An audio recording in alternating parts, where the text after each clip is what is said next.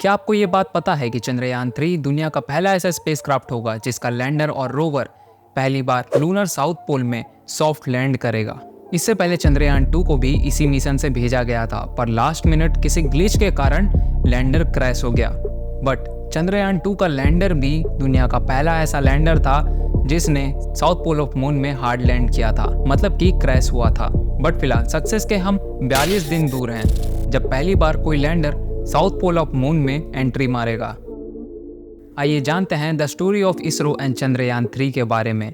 हो सकता है ये वीडियो थोड़ी लंबी हो जाए, पर इस बात का गारंटी मैं देता हूँ कि अगर आप आखिरी तक देखते हैं तो आपको ज़रूर कुछ ना कुछ सीखने को मिलेगा। और अगर आपको वीडियो पसंद आया तो लाइक करके सब्सक्राइब ज़रूर से कर दीजिएगा। एक्चुअल में इस स्पेसक्राफ्ट को लॉन्च किया गया था सतीश धवन स्पेस सेंटर से, जो कि आंध्र प्रदेश में है, 14 जुलाई को दोपहर के समय। और ये बताया जा रहा है कि स्पेसक्राफ्ट को मून तक पहुंचने में 42 डेज का टाइम लगेगा।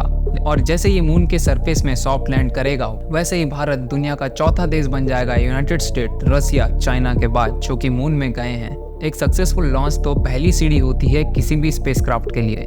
इसरो को सिर्फ चंद्रयान 3 नहीं बल्कि कई सारे मिशंस के लिए पूरी दुनिया से अप्रिसिएशंस मिलते आए हैं। एग्जाम्पल तो हमारा 2014 का मार्स ऑर्बिटल मिशन था, मॉम, जो मार्सियन ऑर्बिटल में जाकर मार्स को ऑर्बिट करते हुए इसरो को डिटेल्ड इंफॉर्मेशन दिया मार्स के बारे में। और इसमें खास बात तो ये थी कि ये फर्स्ट ट्राई एंड लो से लो बजट में ये मिशन कामयाब हुआ।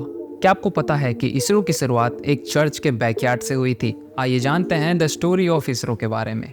इंडियन साइंटिस्ट एकनाथ बसंत चिट्टिस ने अपने एक बुक जिसका नाम from fishing hamlet to red planet Indian space journey है, उस बुक में जितने भी लोग इसमें से जुड़े हुए थे उन सब के बारे में बताया है।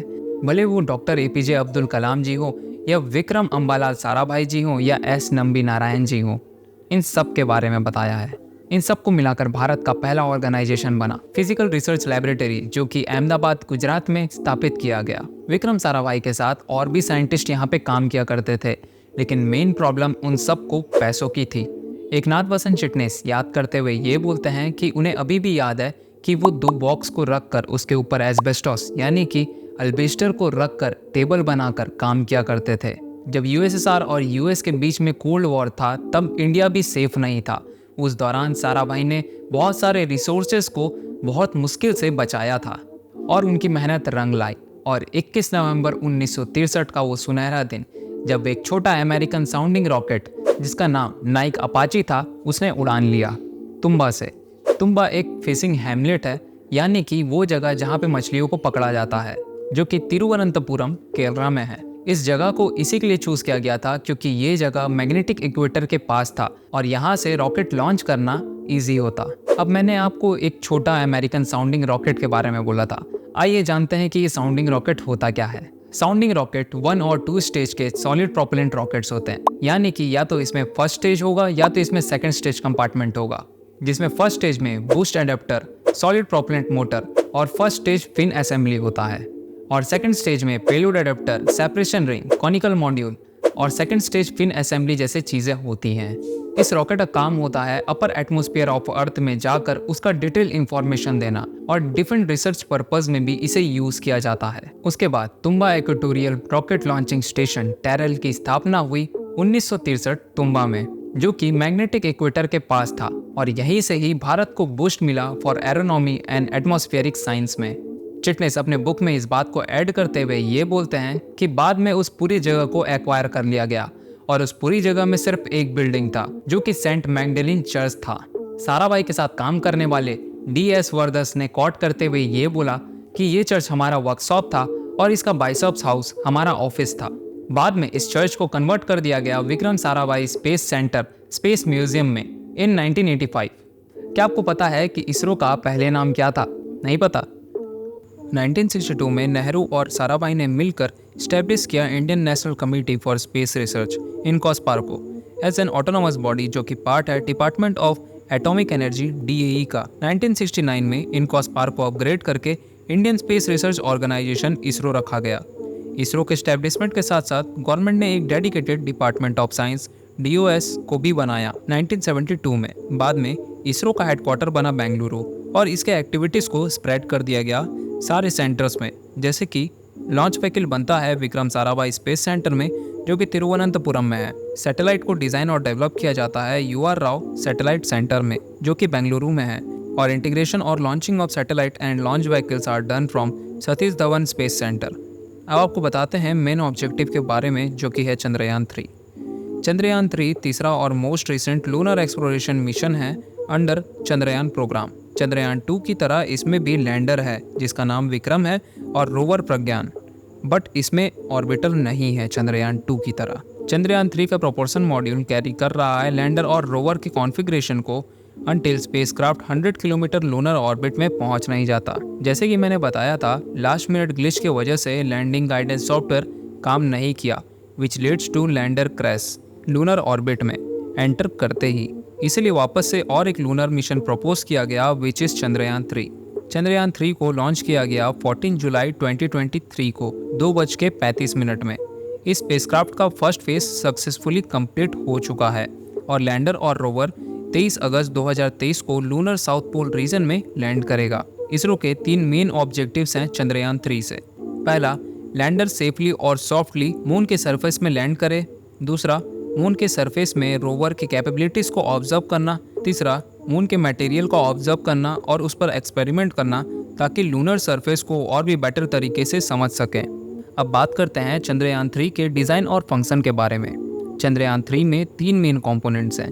पहला, प्रोपल्शन मॉड्यूल, दूसरा लैंडर और तीसरा रोवर। पहला, प्रोपल्शन मॉड्यूल का काम है लैंडर और रोवर को कैरी करना जब तक वो लूनर ऑर्बिट तक नहीं पहुंच जाता। प्लस ये एक बॉक्स लाइक स्ट्रक्चर है जिसके एक साइड में बड़ा सोलर पैनल लगा होता है और एक लार्ज सिलेंडर लगा होता है टॉप में, जिसे इंटरमॉड्यूलर एडाप्टर कोन भी कहते हैं। इसका काम होता है लैंडर को होल्ड करना। लैंडर के साथ इसमें पेलोड भी होता है। स्पेक्ट्रोपोलैरिमेट्री ऑफ हैबिटेबल प्लैनेट अर्थ जैसे पेलोड लगे होते हैं ताकि स्पेक्ट्रल और पोलैरिमेट्रिक मेजरमेंट लिया जा सके अर्थ का लूनर ऑर्बिट से। दूसरा, बात करें लैंडर का, तो लैंडर रेस्पॉन्सिबल होता है सॉफ्ट लैंडिंग के लिए मून के सरफेस में।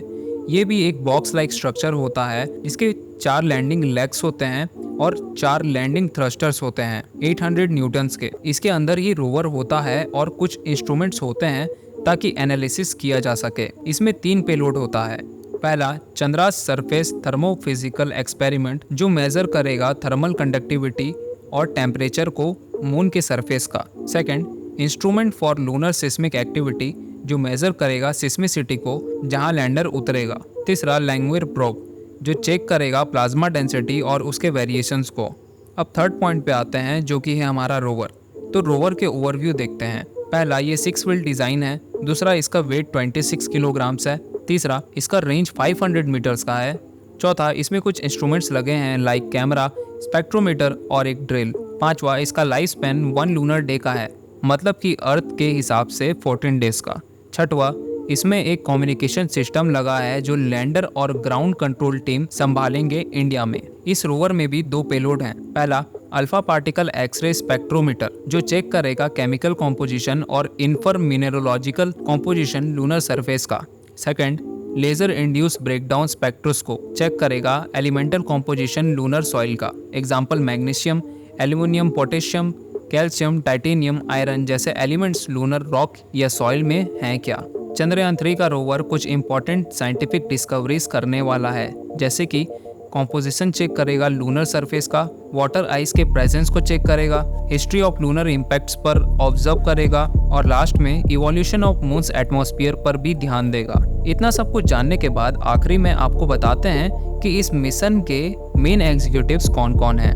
Mission director S Mohana Kumar, vehicle director Biju C Thomas, associate vehicle director PK Sudesh Kumar और spacecraft director doctor P Veera Muthuvel. तो दोस्तों, ये था डिटेल्ड एक्सप्लेनेशन इसरो और चंद्रयान 3 के बारे में। मुझे पता है यहाँ तक बहुत कम लोगों ने वीडियो को देखा होगा, और जिसने भी यहाँ तक वीडियो देखा है मुझे कमेंट सेक्शन में ज़रूर से बताना कि वीडियो आपको कैसा लगा और इसमें दिए हुए इन्फॉर्मेशन आपको कैसे लगे।